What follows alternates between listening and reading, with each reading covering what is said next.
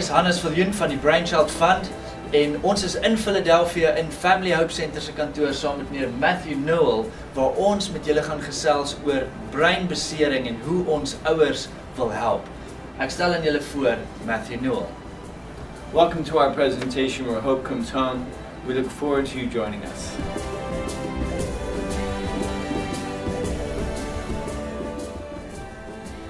Epilepsy, convulsions, seizures. What causes this? And tell me your take on it. The seizures are a way for correction in the cortex. So it's like a storm in the cortex. And a seizure is kind of like having a fever. When you have an illness and you have to fight that illness, your body creates a fever, and as the fever goes up, it burns off the illness. It burns off the virus, yes? And if you couldn't have a fever, you would probably die, because nobody would know that you had an illness, and the viruses or the bacteria that were raging in your body could not be contained by the heat. And so what Temple Fay would say, which we would agree, is that a fever and a seizure are kind of like the same thing. When your brain needs a correction, it needs to have a seizure. So the seizure is actually a friend. Wow. It's actually a solution to the problem, but it's not the problem in itself. So what we look at it is a seizure is a correction. It's a solution to the problem, although it's a very inconvenient solution. Yeah. No one wants to have a seizure. No one wants to need a seizure. If we don't understand why things exist, then we make up assumptions, and those assumptions can lead us to conclusions that get us off track in terms of healing and get us into other ways of thinking.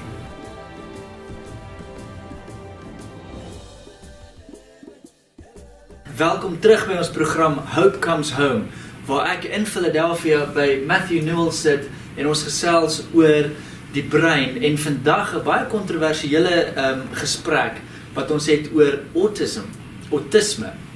Hoe dit werk, wat die oorsaak is en kan ouers geleer word om dit te genees? Is dit moontlik? Dit is so kompleks as ou lees daaroor. 'n Ou verstaan dit nie. Ek is self 'n ouer met 'n kind met autisme en as 'n ou lees daaroor dan voel 'n ou so morbied half en jy weet nie hoe om dit te doen nie. Maar vandag die expert gaan vir ons vertel wat veroorsaak autism en hoe kan ons as ouers dit hanteer? Matthew, just tell us a little bit about autism and your experience with it. Thank you, Hannes. Well, it's great to be here with you again and teaching parents and informing professionals on this really intensive subject on autism. As we've talked about, I've been working in the field of child brain development for over 35 years now, and I've seen this crisis just grow and grow, where one out of every 250 kids, 15, 20 years ago was born with autism, and it was 1 out of 500 30 years ago, and now it's 1 out of every 50. Wow. So it's not slowing down at all. And what are we going to do as a society, but what are we going to do as a family to help our children who are stricken with this neurological disorder to climb out of the stigma of being on the spectrum, autism spectrum? What part of the brain is affected by this?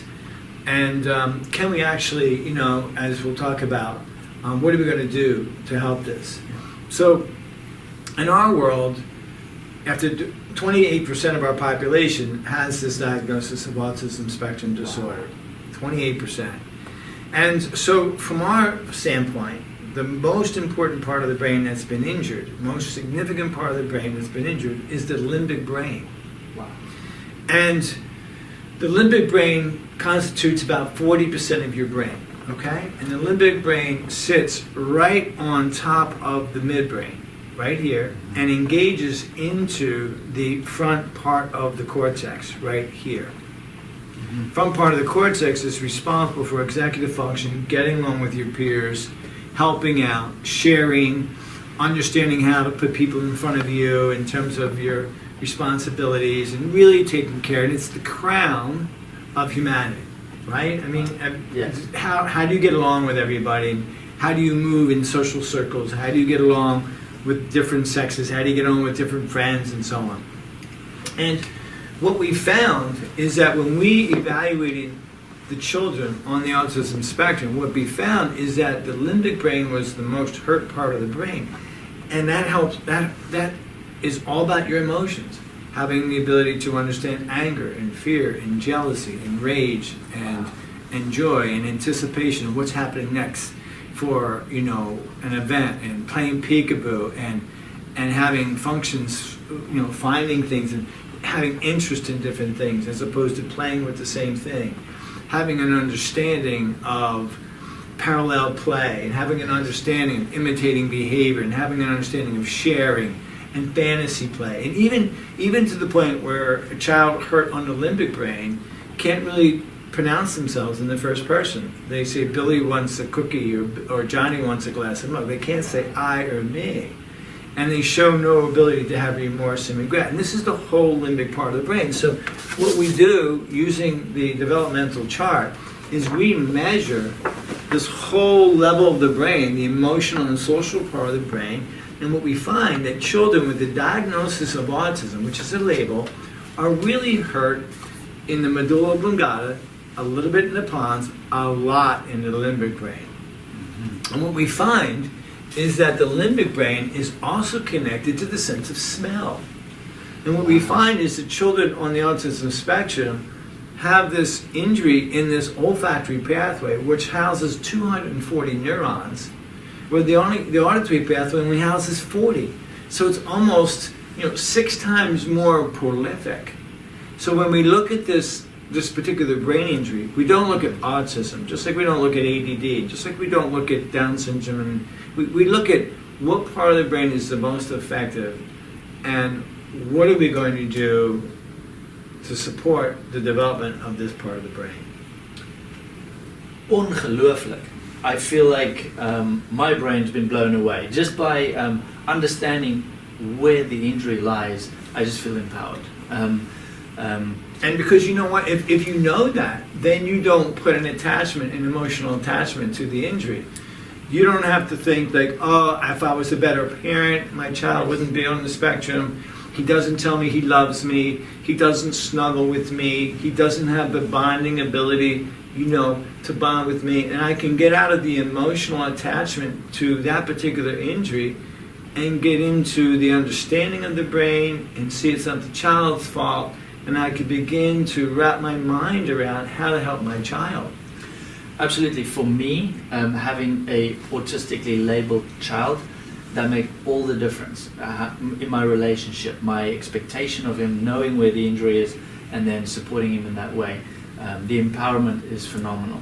Now, once you know where the injury lies, what's the next step?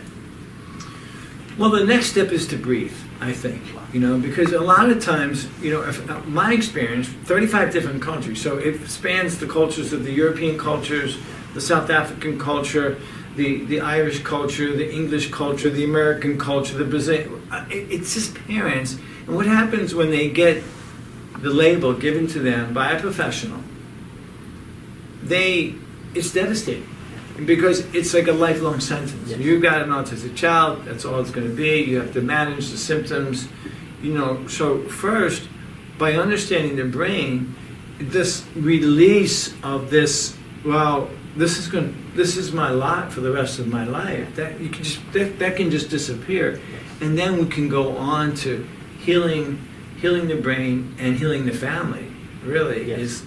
is a big key. It's getting the parents into a proactive state as opposed to reactive management. And instead of symptomatically treating it with a weighted jacket or strategies of making eye contact with the child or all these different therapies, we can get into, what part of the brain is going on, the limbic brain, and how can we stimulate the limbic brain? And that's what we teach our parent training conference. We work with parents and say, look, this is the part of the brain that needs to be supported. This is how much you do it, this is when you do it, this is how you do it, this is why you do it. This is how we partner with parents in our parent training. And very simply, we start with the sense of smell. Wow. Because the sense of smell has been devastated by this particular injury, and this is why these children will tend not to eat food, will tend to have only certain foods that they eat because most of the food smells so terrible to them. Yes. that they don't eat, They don't. or that's hypersensitive, or they're hyposensitive. They're going around sniffing newspapers and sniffing people and sniffing this and sniffing that and eating anything. So you have this extreme. Yes. So we go to the sensory pathway that's most directed to autistic children. And what we try to do is we try to grow this pathway because the brain grows with stimulation. We support their diet, and we grow the other levels of the brain, the reflexes and the pons, as we've talked about in the past. And we work to develop the neurology of the child by supporting an understanding of the brain through the parents. Yes. Dit is so bemagtigend. Ek kan nie vir julle sê hoe dit my lewe verander het nie. Matthew, my next question is, what causes autism? Like, how do you get hurt in that side of the brain? Hoe kry jy seer in daai gedeelte van jou brein? Well, let's start out by saying it's not caused by parents. Wow. You know, because if we just go back 20 years, Yeah. or we even go back 40 years, we used to say, well, it's a frigid mother, or it's a mother that couldn't connect to their child. You know what? That still vibrates to the culture. Like, you know what? If I was a better mother, if I was a better father, if I was a better family, my children wouldn't have this. And you know, even though we know intellectually that's not the case, there's still kind of you know, mothers sometimes feel that too. They must feel like, well, if I was a better mother, my kid wouldn't have had this. But here's our clinical experience. Some of this we can't prove, but obviously it's very controversial. But I'm going to lay it out there that there are some times when our parents, when we take histories of more than 10,000 children, and in the last 35 years, 20,000 children. If you look at the history and you say, when did you first notice that your child began to have this issue? Many of the parents will say, you know, right after that second vaccination, or right after that third vaccination, I began to lose my child. And so we were going to look at that, and then we looked at the diagnosis, and we looked at their brain chemistry, we looked at their blood, we looked at their bowels. What we find with these children is they're hurt in a number of different ways. Their digestive system's not happy, they have toxins in their body. Mm-hmm. We think that vaccinations did affect their brain, okay? And we think the environment has a big effect. That toxic environments have an effect on the brain. I once was lecturing in Norway, and the ambassador to the Ukraine was there, and he was saying that since the Chernobyl accident, the increase in autism, the diagnosis for autism went up 700%. In kind of like a 100-mile radius of Chernobyl. So what does that tell you? Toxins affect a good brain. Scientists say that toxins in an environment can affect the brain up to 4 generations. Oh, wow. So we have toxic environments from pollution. We have vaccinations that could probably be, you know, somewhat culpable in this. And nobody likes to talk about that because it's controversial, but that's what we see. It's what parents tell us. And then we have the fact that because the children got hurt, all the other levels of the brain got compromised at the same time because there was inflammation in the brain. So we see this intestinal dysbiosis with parasites and candida and heavy metals. We see the disorganization in the medulla, the reflexes. We see the disorganization in the pons. We then look at the auditory sensitivities and hearing. And we look at this child and we say, you know what, he's not autistic. She's not autistic. She has a neurologically disorganized brain. The primarily injury is in the limbic brain, but this child has all these other types of inconsistencies in her brain. As we unwrap that with the parents, as we map out the brain and what parts that are happy, what parts are disorganized, we can then come up with a scientific approach to healing the brain, as opposed to going all over the place and trying this and this and this. We look at the whole brain. This is a well child who got hurt. Okay. Yeah. And when we look at the whole brain and we look at how we can stimulate the brain with frequency, intensity, and duration of stimulation through the sense of smell and the lower levels of the brain, shift out the diet, develop social and emotional strategies to support the brain until the child's neurological capacities increase, and then they end up being snuggling with their parents and saying their parents love them. I mean, if you just go on our website, Family Hope Center, there'll be a whole category of children who come in and parents say, I want to tell my story, I want to tell my story, I want to tell my story. And they go on our website and they tell the story of the child emerging out of this autism spectrum disorder symptomology into being well. And we encourage parents to contact you, where we can sit with you and partner with you and teach you about the brain and take the social stigma away from this. Let's look at this as a neurological issue. Let's look at healing together, and go on our website, investigate that, because we want to give you hope, because there's scientific hope here. It's not just hope born out of, I hope it changes. We are scientifically, neurologically changing and developing the brain, which heals the family and heals the child. Dit is ongelooflik. Dit is so exciting. Tell me, Matthew, another question is like results. When it comes to how effective is this approach? Hoe effektief is dit wat jy nou sê, hierdie kaart, die manier om dit te meet en om ouers te bemagtig? Hoe effektief is dit regtig?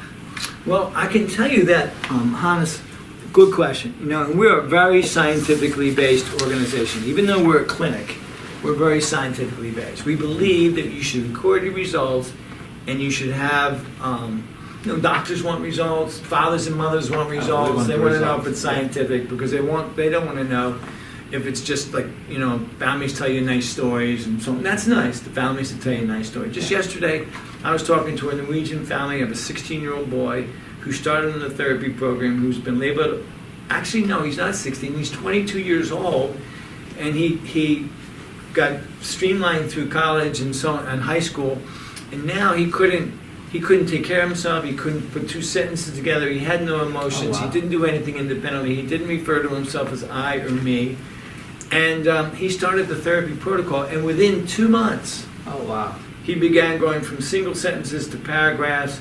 He now hugs his mother. He's beginning to have a sense of humor. He's started to do the dish. He walked in the kitchen one day and started cleaning up the entire kitchen. He had never done anything spontaneously before.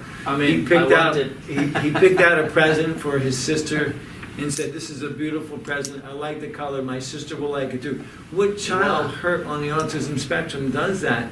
And he could feel himself getting closer and closer to his mother. So that's a story, and there's many on our websites. But more importantly, our results are registered through the WeFIM. And the WeFIM is the largest pediatric tool that measures rehabilitation outcomes that exist in the world today. It was began by the United States government.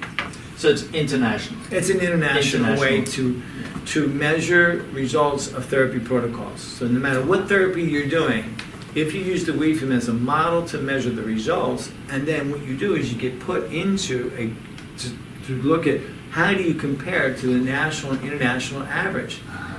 More than 20 countries use this, more than 1,500 facilities in the United States use this. Our results are 300% better than the national average, faster progress with children on the autism spectrum in terms of their improvement neurologically over time. 300%. 300%, and it's proven by them. It's proven by them. It sounds crazy, but the proof is right there. The proof is right here. You go on our website, you read it, and here, the crux of it, the root of it is, there's a neuro program. It's scientifically based. We teach it to the parents, so it's family. We partner. So there's a partnership that's involved in the healing.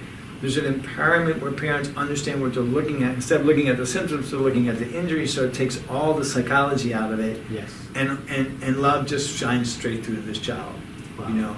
And one of my former mentors said that if love would have fixed your children, they would have been well already. Yes. So kind of love, like St. Thomas said, love has to be matched with effort. And what we teach parents is how to work smarter. Yes.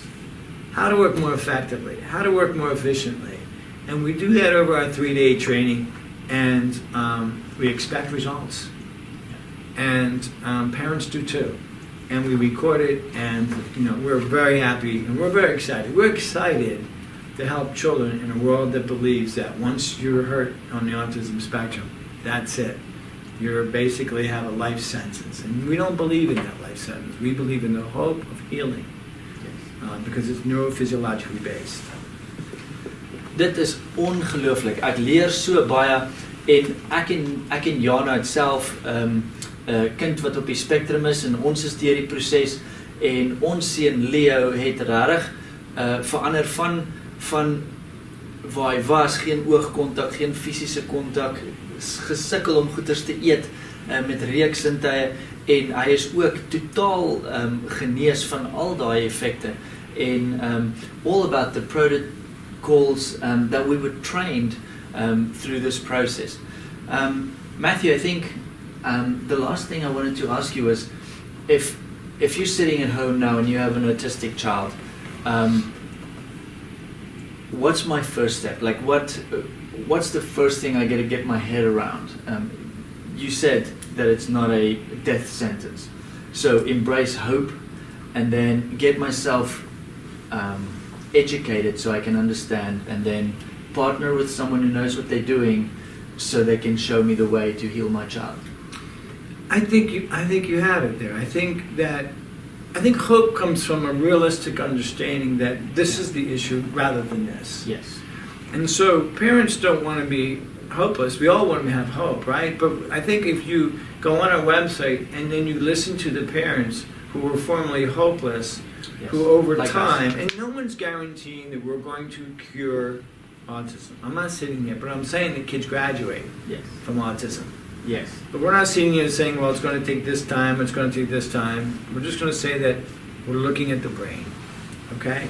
And if parents can go on the website and look at the videos, attend the training program so we can partner about the brain as Yes. opposed to partnering about symptoms, we're going to partner about the brain. Yes. We can begin to build a pathway for healing with the family and with the child.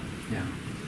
Dankie Matthew vir al hierdie inligting wat ons so libereer en ons inspireer om ouers te wees wat meer hande op die probleem het en om ons gedagtes te verander.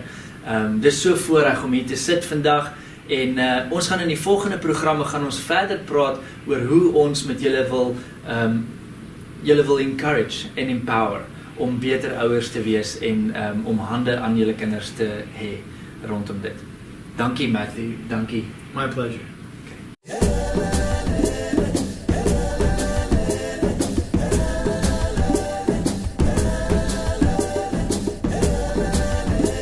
Hallo, ek is Hannes Viljoen van die Brainchild Fund en ons is in Philadelphia in Family Hope Center se kantoor saam met meneer Matthew Newell waar ons met julle gaan gesels oor breinbesering en hoe ons ouers wil help. Ek stel aan julle voor Matthew Newell. Welcome to our presentation where hope comes home.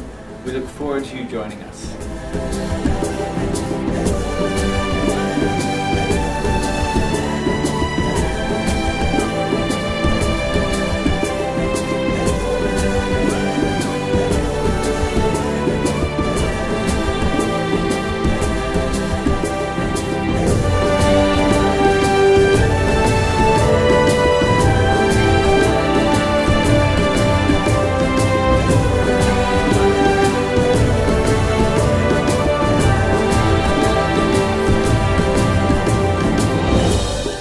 Skakel in by ons bemagtigingsprogram vir spesiale behoeftige gesinne. Kennis is krag.